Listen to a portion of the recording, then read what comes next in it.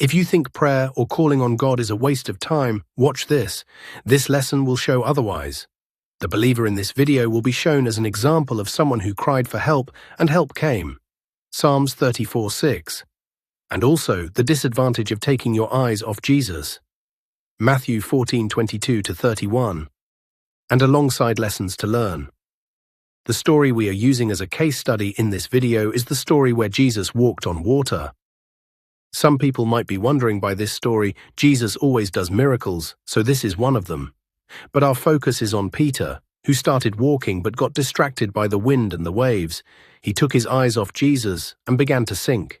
He did something remarkable. He cried out for help, saying, "Lord, save me."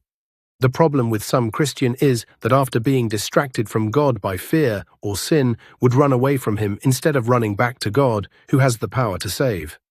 So back to our story. Today's story is taken from Matthew 14:22-31.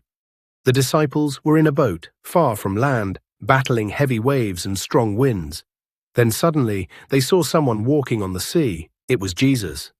At first they were terrified, thinking it was a ghost. But Jesus said, "Take courage, it is I. Don't be afraid." Then Peter said, "Lord, if it's really you, tell me to come to you on the water." And Jesus said one word, "Come." Peter stepped out of the boat, and for a moment he did the impossible. He walked on water, eyes fixed on Jesus. Lesson 1. Faith begins the moment you step out of your comfort zone. Moving on. But then Peter felt the wind, he saw the storm, and fear crept in. He took his eyes off Jesus and began to sink. Lesson 2. Fear begins where focus ends. When your eyes drift from Jesus to your problems, the waves will always look bigger than your faith.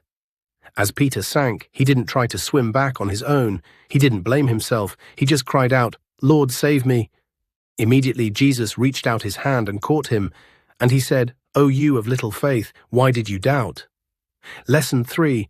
Even when your faith fails, his hand never does. We're all like Peter sometimes.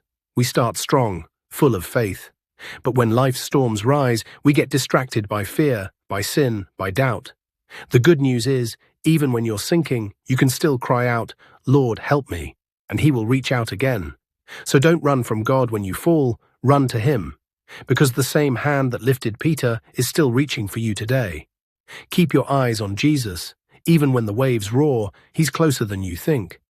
Peter didn't fail because he doubted, he failed because he stopped looking at Jesus. Sometimes faith isn't about never sinking. It's about crying out when you do. Faith isn't the absence of fear, it's choosing to trust in spite of it. Even when we fall, God's hand is never too far to lift us up again.